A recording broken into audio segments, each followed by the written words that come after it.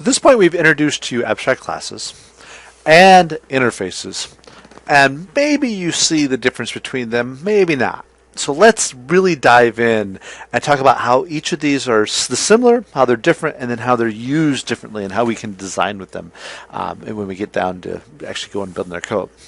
So an abstract class is a class. Just like every other class, it has attributes, it has methods, it has constructors. It can implement these methods, it can implement these constructors, it has to implement the constructors. It can leave some of them empty, the methods empty, it can leave them as abstract. But I cannot create an object from an abstract class. That's the main difference between regular classes. I can't use the new operator. I can't go off and build an instance of this.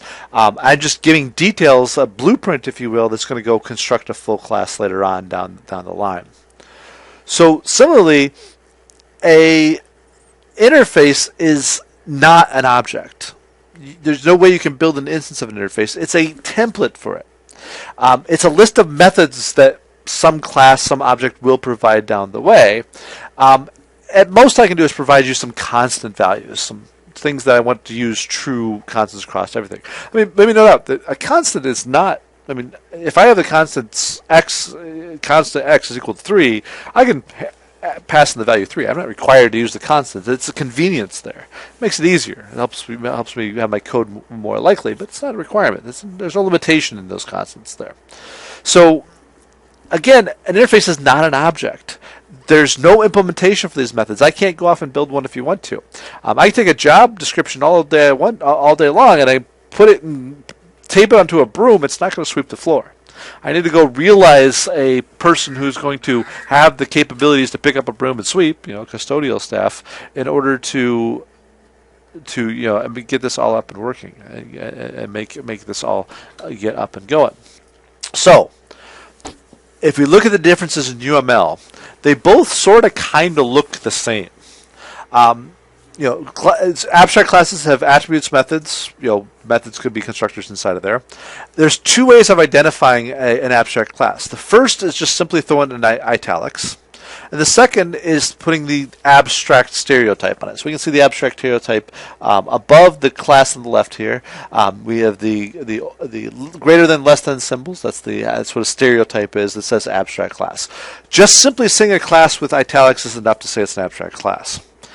The flip side of this is the interface, which looks most the same. I can have methods and constant values if I choose to show those, but I have to use the stereotype for interface to make it clear this is an interface just on its own. Just saying italics, and it should be in italics, but saying the interface stereotype really does help. The other little visual hint is they both use the triangle symbol for other classes that extend an abstract class or implement an interface. The difference is the abstract class has a straight line, the interface has a dotted line. I implement by using the dotted line inside of there. So there's a little bit of a subtle difference, but that's in UML. They mostly look the same, they mostly do the same thing. Let me throw the note out there. Interfaces sometimes are represented through what's called the lollipop. It's like a little circle with a stick on down below it. It's nice from the standpoint you can show that an interface exists. It's not nice from the standpoint you can't tell what's in the interface. So mostly I use the interface class representation like we can see here with methods and whatnot. So let's look at the coding of these guys side by side.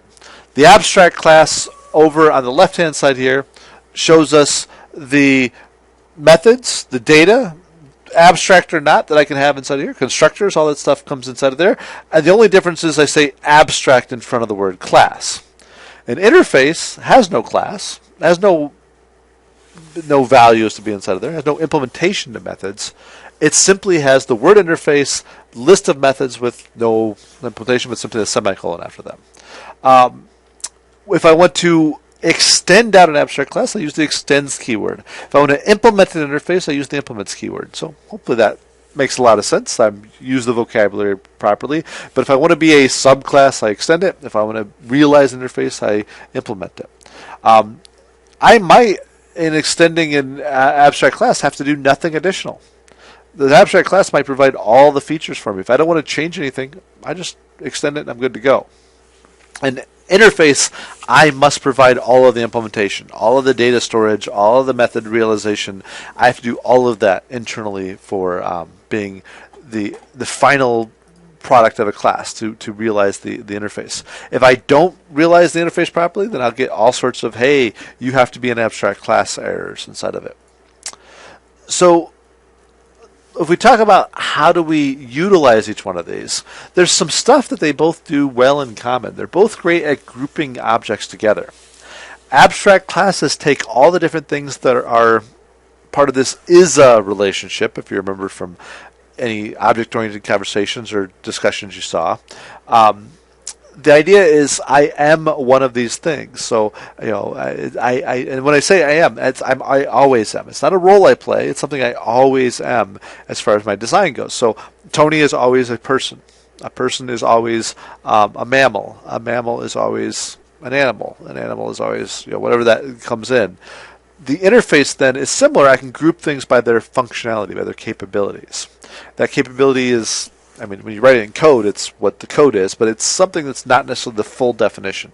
I might do this thing, I might do something else as well. There's other capabilities I can be. Now, both of these abstract class interfaces allow me, and in the case of interfaces, require me to defer implementation. All methods in an interface are abstract. Even if you don't say they're abstract, they're abstract. A class could choose to have some of the methods be abstract and have the child implement them. So they both have that in common. A little bit of difference is there. The interfaces only care about that behavior, though. In an abstract class, I can tell you how you're going to implement part of this. If you remember our discussion, we had talked about abstract classes for like an email. So I can tell you how, I know how to send an email. You just fill in how do you want to do the subject and the contents of the email. I'll worry about sending it for you. That's not an interface. An interface is saying, hey, you need to give the capability of emailing, but it's all up to you to figure it out. I'm not telling you how to do it. You figure it out yourself. An abstract class then allows me to give that base behavior and then just defer parts to the child. And I can choose which parts I want to go to the child. So let's be a little bit more concrete. Let's look at some specific examples of what I would call an interface versus an abstract class. So a typical type of interface is some service that I would be calling from an object. So let's say I want to go someplace. I'd call a taxi or an Uber car or a Lyft car or a jump on a bus. I have something broken in my house. I could call a plumber or a general handyman or my friend down the street. It's just somebody who's going to go off and fix stuff. Cars are full of interchangeable parts. That's really what an interface is all about. I don't have to go buy a Kia, because I drive a Kia, specific spark plug. There's many manufacturers that make spark plugs. I can get it from them. Tires, I can go get Firestone. I can go get, tire brands. Goodyear. I can go get, many different brands of tires and throw them on my vehicle. Something like money is very, very diverse. You can pay me electronically. You can pay me in Bitcoin. You can pay me in dollars. You can pay me in yen. You can pay me in some cultures seashells or rice or I think that's salt actually specifically there.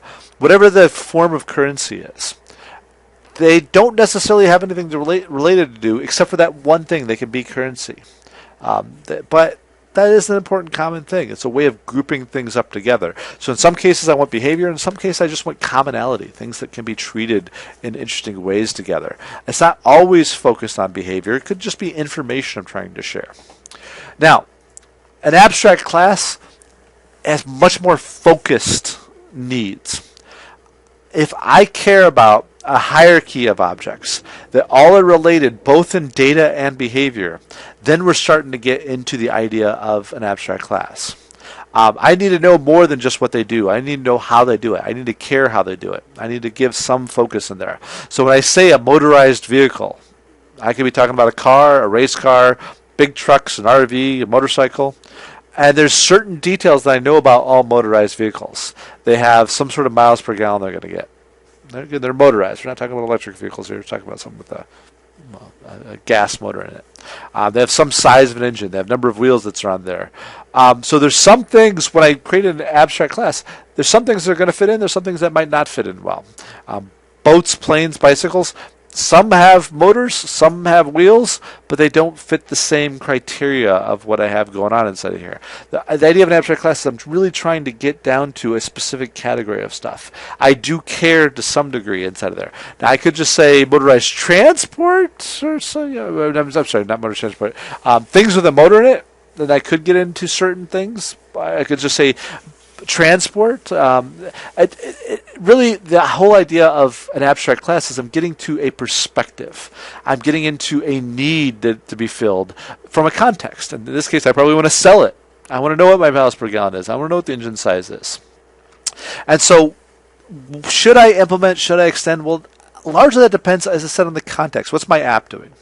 So, if my goal is to cut grass, make tall grass short, that's a couple different things. Am I looking for the behavior of cutting grass, or I'm looking for stuff to sell in cutting grass?